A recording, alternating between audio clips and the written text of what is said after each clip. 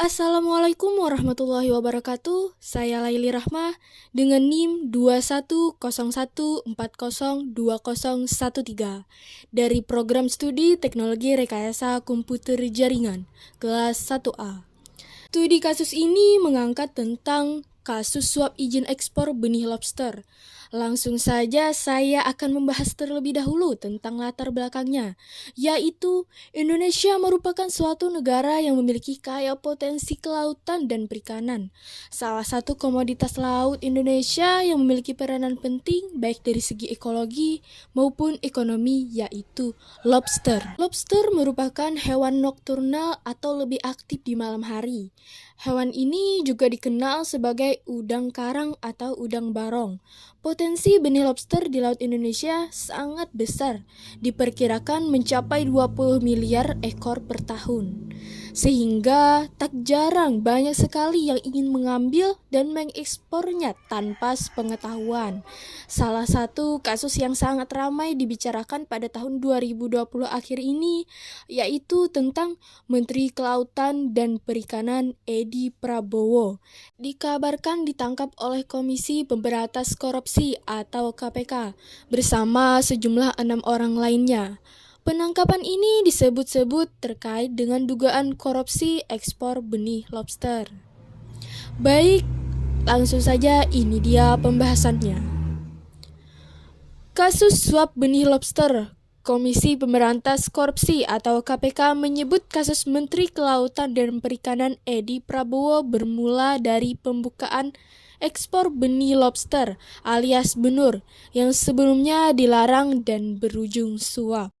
Tersangka lainnya adalah staf sus Menteri KKP, Sapri dan Andreo, pribadi Misata, pengurus PT ACK, Siswadi, Amirul Mukminin, dan Direktur PT DPP Suharjito. Dan kasus ini sebagai penerima suap adalah Suharjito, sedangkan 6 lainnya sebagai penerima.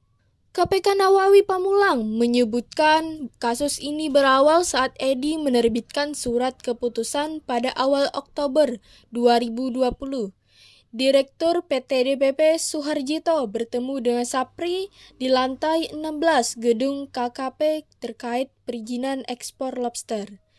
Dalam pertemuan tersebut diketahui bahwa untuk melakukan ekspor benih lobster hanya dapat melalui forwarder PT Aero Citra Cargo atau ACK dengan biaya angkut 1.800 per ekor yang merupakan kesepakatan antara Amirul Mukminin dengan Andreo dan Siswadi. Pada 5 November 2020, diduga terdapat transfer dari rekening ABC ke rekening salah satu bank atas nama Ainul Fakih atau staf istri Menteri KKP sebesar 3,4 miliar. Uang itu diperuntukkan bagi keperluan Edi, istrinya Iis Rosita Dewi, Sapri, dan Andreo.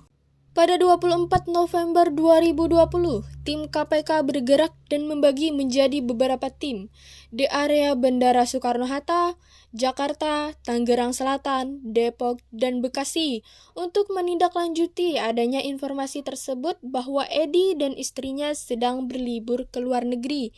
Usai penangkapan, KPK menyimpulkan ada dugaan tindakan pidana korupsi berupa penerimaan hadiah atau janji oleh penyelenggara negara terkait dengan perizinan tambang usaha dan pengelolaan perikanan atau komunitas perairan sejenis lainnya.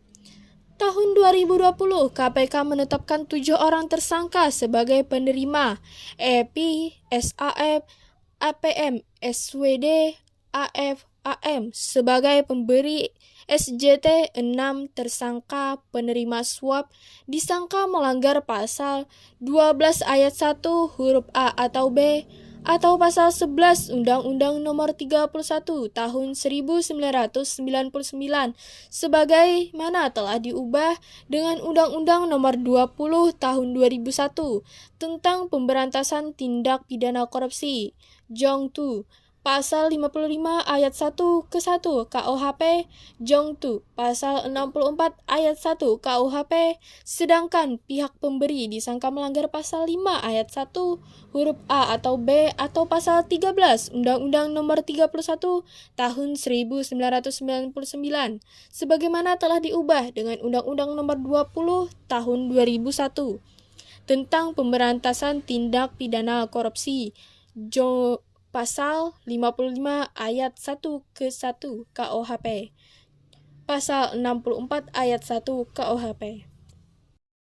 Dari kasus suap ekspor benih lobster tersebut, ada dampak yang dapat terjadi, yaitu bukan hanya kerugian bagi negara, tetapi juga rusaknya moral pengelolaan negara, lebih jauh bisa berdampak pada kehancuran sumber daya perikanan lobster. Dari kasus tersebut, Kementerian Kelautan Perikanan harus bisa bijaksana memilih kebijakan yang tepat untuk dijadikan program prioritas dari sejak saat ini untuk memperbaiki keadaan dan pemantapan program prioritas untuk menyentuh kehidupan nelayan, pembudidaya ikan, dan masyarakat pesisir. Oleh karena itu, harus ada evaluasi program kerja dan diperlakukannya regulasi untuk menghasilkan pengelolaan perikanan yang efisien, baik secara ekonomi sosial maupun teknis.